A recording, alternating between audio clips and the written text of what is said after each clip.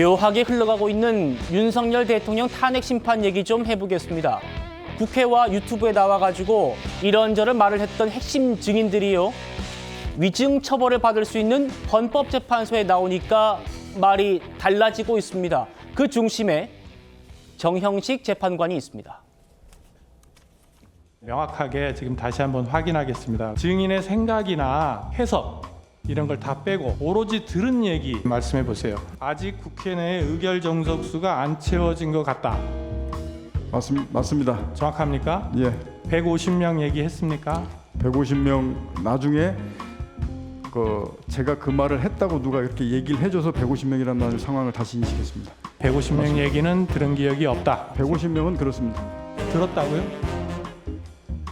아직 의결 정족수가 채워지지 않은 것 같다라는 건 정확하게 제가 알고 있는 사실입니다. 알고 있는 게 아니라 들은 얘기냐고요? 예, 맞습니다. 그럼 150명도 들은 얘기입니까? 150명은 나중에 제가 그렇게 얘기했다는 걸 제가 들은 겁니다. 그거를 그 뜻이 다른 사람으로부터 들은 게 아니라 증인의 기억을 묻는 거예요. 기억. 증인의 기억에. 예, 150명 기억이 있습니까?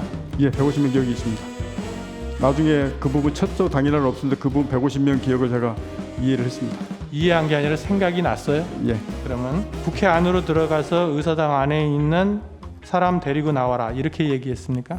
그거는 빨리 국회 문을 부수고 들어가서 안에 있는 인원들을 밖으로 끄집어내라. 안에 있는 인원들을 끄집어내라. 밖으로 끄집어내라. 국회의원이라는 말은 안 했고 인원이라 그랬어요? 그렇습니다. 들은 얘기가? 예, 전화로 들은 얘기가 인원입니까? 예, 인원을 끄집어내라. 국회의원이라는 말은 안 했습니까? 안에 있는 인원을 밖으로 끄집어내라 이렇게 들었습니다. 요원이라고 했다가 의원이라더니 어제는 대통령은 의원이라고 말한 적 없고 인원이라고 했다.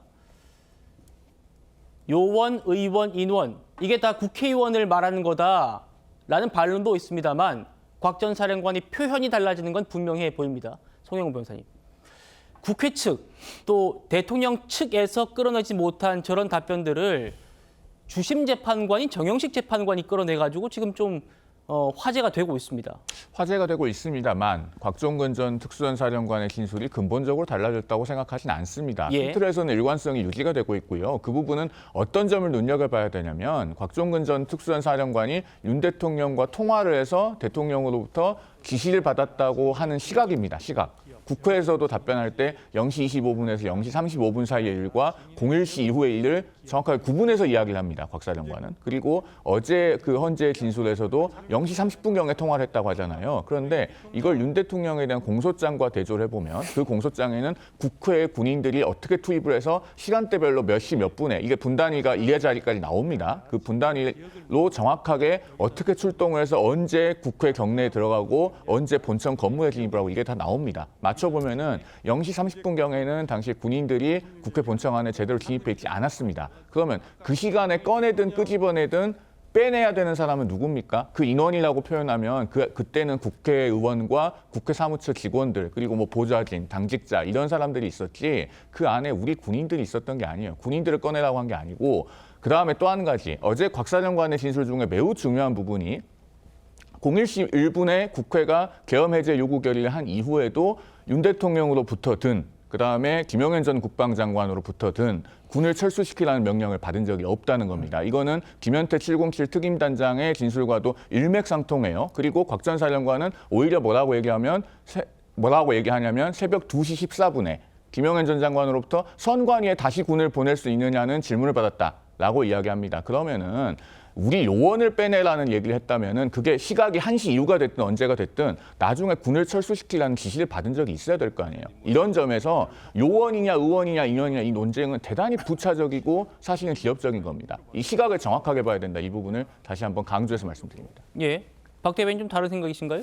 그러니까 이게 송영 변호사님은 지엽적이다라고 말씀하셨지만 김영두 재판관과 정형식 재판관 모두 다 그런 미세한 차이가 법정에서는 대단히 중요하다라고 이야기를 했거든요. 그러니까 누구한테 지시를 받았는지 어떤 지시를 받았는지가 중요한데 지금 곽종근 사령관을 보면 어제 이 변론에서도 그렇고 과거 이 국조특위에서도 말이 계속 오락가락하는 모습들을 보이고 있습니다. 그러니까 처음에는 인원, 요원 둘 다 끌어내라는 지시를 들었다라고 이야기를 했다가 두 번째는 국방부 장관으로부터 요원들을 빼내라는 의원들을 빼내라는 말을 들었고 저도 헷갈리네요. 그리고 본인이 나중에는 요원들을 빼내라고 한 것은 본인의 판단이었다. 그러니까 그 국회의사당이 그 의원들 포함해서 북적이는 상황이었기 때문에 자신이 혼잡스럽다고 판단을 했고 빼내라는 지시를 했다. 그런 식으로 말을 바꾸고 있기 때문에 이런 것들이 굉장히 모호한 측면이 있다라는 것이거든요. 그러니까 또 하나 문제를 지적해야 할 것은 지금 이 곽종근 사령관이 민주당으로부터 회유를 당했다라는 의혹이 있지 않습니까? 그러니까 지금 김병주 민주당 최고위원과 과거 참모 관계였다라고 알려져 있고, 그러니까 공익 제보자로 지정을 해줄 테니 좀 민주당에 유리한 증언을 해달라는 식으로 회유를 당한 그런 정황들이 있기 때문에 이 증인들의 증언을 저희가 객관적으로 신뢰하기 어려운 너무 많은 그런 정황들이 있다라고 생각을 하고요. 그렇기 때문에 이 재판관들이 그런 부분을 적극적으로 지적을 했던 것으로 저는 봤습니다. 예, 김형도 재판관도요. 어제 곽종근 전 사령관에게 이런 답을 끌어냈습니다. 들어보시죠. 00시 30분에 이제 대통령이 증인에게 비화폰으로 전화를 했어요. 예. 그래서 아직 의결 정족수가 안 채워진 것 같다. 빨리 국회문을 부수고 들어가서 의사당 안에 있는 인원들을 밖으로 끄집어내라. 이렇게 지시를 했다는 거죠.